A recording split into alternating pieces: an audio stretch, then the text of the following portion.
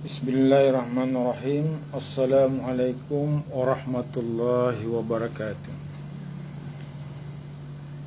Alhamdulillahi rabbil alamin wa al-aqibatu lil muttaqin wa la udwana illa 'alad dhalimin. Asyhadu an la ilaha illallah wahdahu la syarikalah wa asyhadu anna Muhammadan abduhu wa rasuluh. Allahumma salli ala Muhammadin wa ala alihi wa ashabihi ajma'in, amma ba'd. Kaum muslimin rahimakumullah. Salah satu perbuatan yang sangat dibenci oleh Allah Subhanahu wa taala berdasarkan hadis dari Hakim adalah pecandu khamar, pecandu narkoba, pecandu minuman keras. Dan dalam hadis itu dikatakan pecandu narkoba, pecandu khamar adalah salah satu perilaku yang wajib masuk neraka yang ditegaskan dalam hadis tersebut.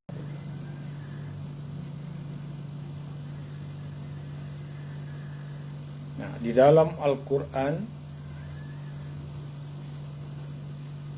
khamar ini masuk kategori rijzum min amali syaitan,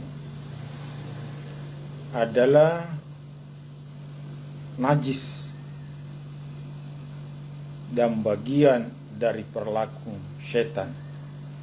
Fajtanibuhu, kata Allah Subhanahu wa taala, maka jauhilah, la'allakum tuflihun, agar kamu mendapat kebahagiaan, keuntungan dalam kehidupan. Dalam hadis lain dikatakan bahwa pencandu khamar ini adalah salah satu orang yang telah dianggap gugur keimanannya. Dan ada juga di hadis lain dikatakan selama 40 hari tidak diterima salatnya bagi pecandu narkoba. Dari dalil tersebut di atas tegas sekali bahwa khamar ini sesuatu yang sangat membahayakan kehidupan seorang Islam, atau sangat membahayakan kehidupan kita baik di dunia maupun di akhir. Sehingga Allah dan Rasulnya menetapkan khamar ini sebagai sebuah perbuatan najis, sebuah perbuatan setan yang harus dijauhi, perbuatan yang sangat dibenci oleh Allah Subhanahu wa ta'ala, sampai-sampai imamnya sudah dianggap gugur bagi pelakunya, dan salatnya pun tidak akan diterima selama 40 hari.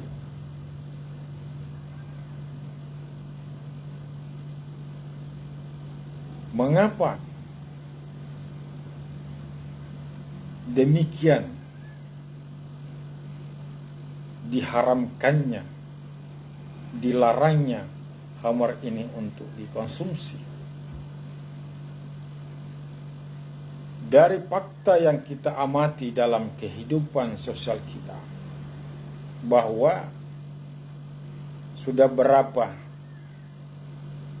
generasi muda kita sudah tidak bisa tercatat yang hancur masa depannya akibat narkoba, akibat khamar ini.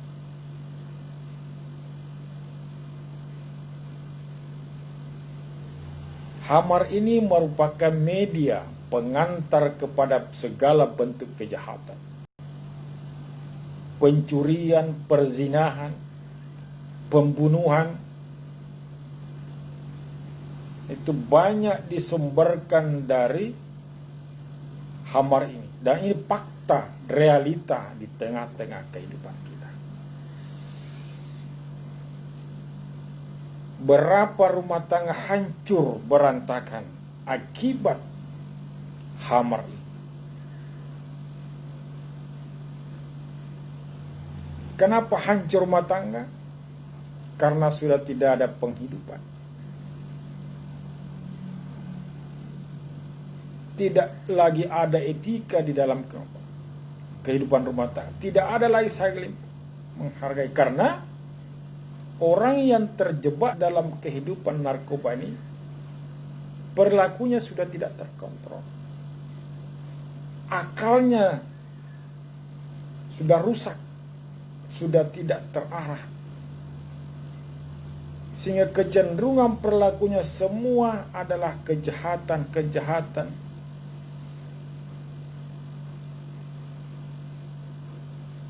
Orang yang terlibat dalam mengkonsumsi khamar narkoba ini sudah kehilangan rasa malu. Nah, kalau sudah rasa malu hilang dalam kehidupan seseorang, maka terbukalah selebar-lebarnya pintu-pintu kejahatan. Jadi khamar ini adalah pintu pembuka kejahatan karena hilangnya rasa malu. Malu itu bagian yang tidak bisa dipisahkan dari iman. Al-haya'u minal iman.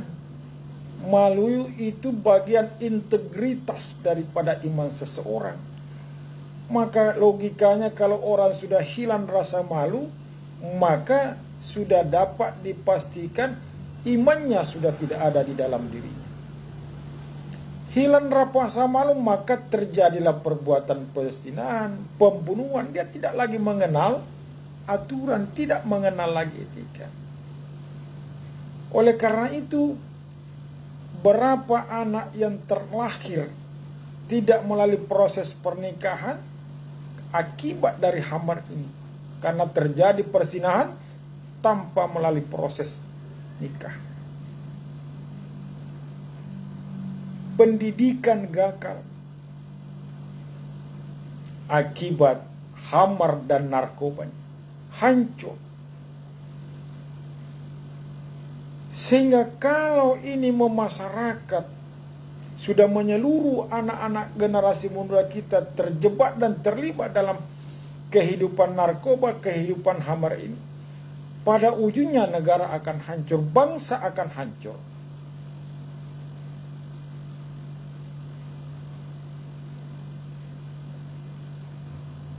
Inilah yang harus kita sadari bersama.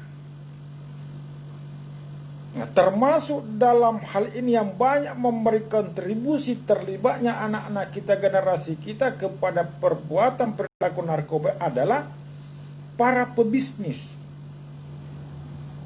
narkoba, para pebisnis khamar ini.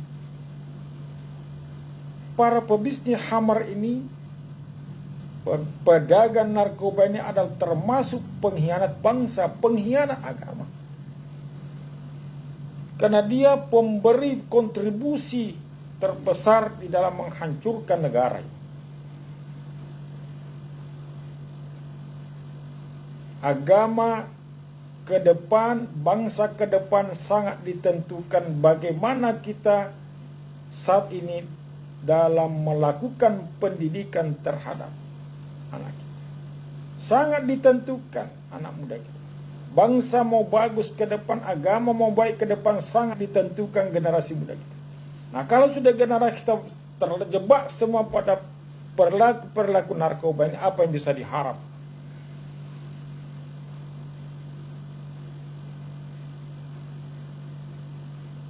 Oleh karena itu dalam hadis,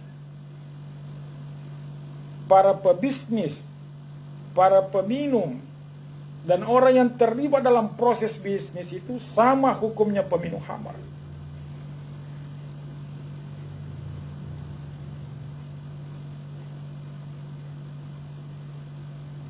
Nah, segala pendapatan keuntungan yang diperoleh pebisnis ini adalah masuk kategori haram. Dan inilah yang disebut pendapatan yang haram aridi. Dia haram bukan karena zatnya, dia haram karena proses mendapatkannya itu tidak dibenarkan oleh agama. Dan ini lebih berbahaya.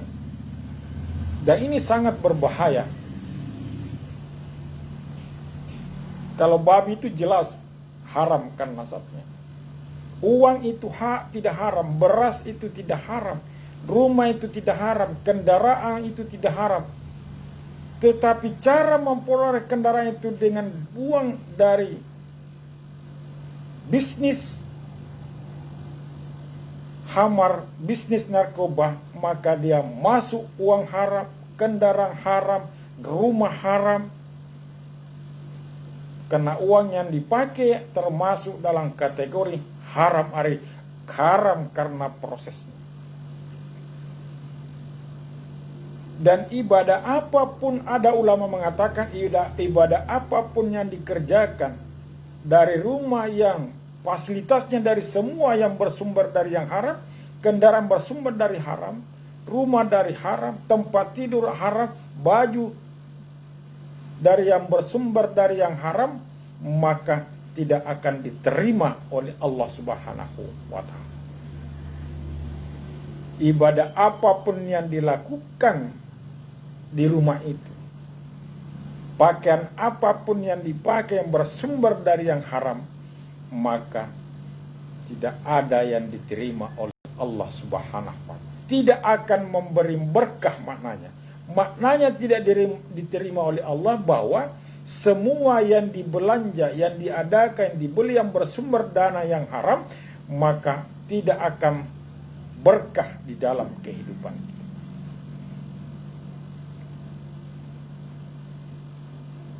Oleh karena itu hadirin sidang kaum muslimin rahimakumullah,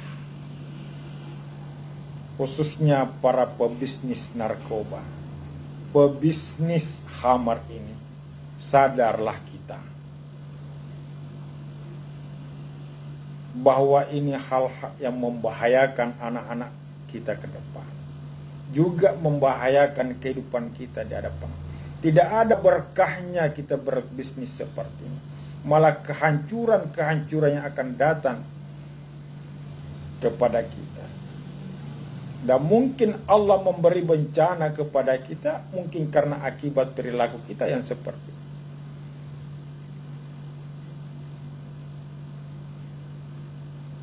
Ini adalah katalah perilaku setan, rijesun dan najis. Katalah fajtani, jauhilah, kata Allah Subhanahu wa Ta'ala.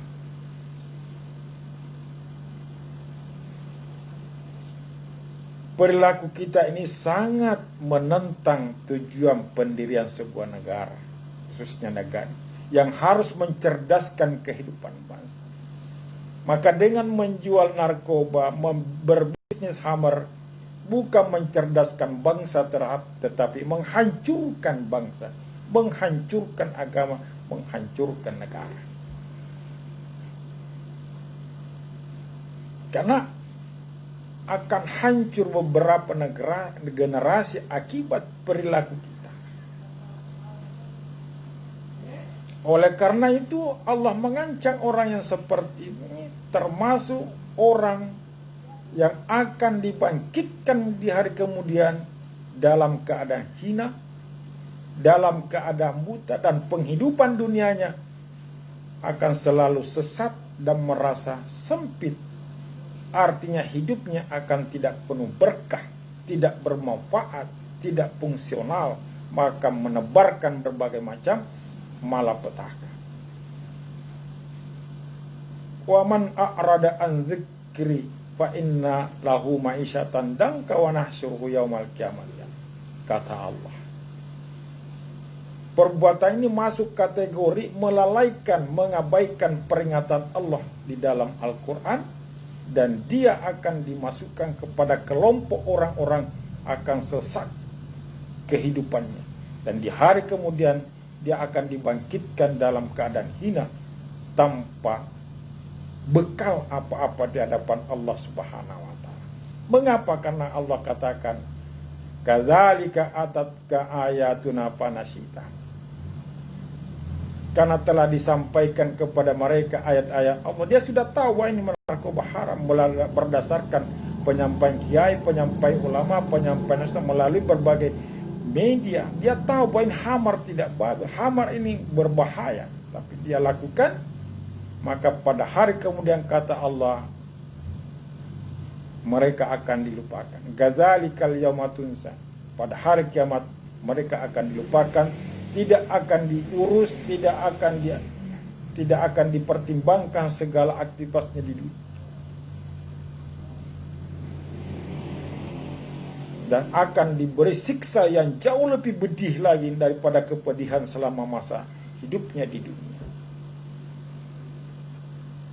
Dan akan bersifat kekal ancaman Allah Subhanahu wa taala.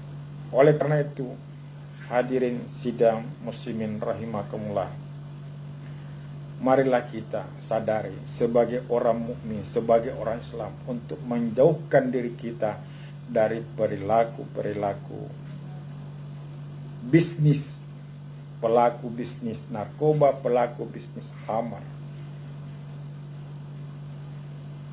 dalam rangka menjauhkan anak-anak kita, generasi kita, dari perilaku-perilaku yang tidak bagus, dari moral yang tercelah, dari moral kebinatangan.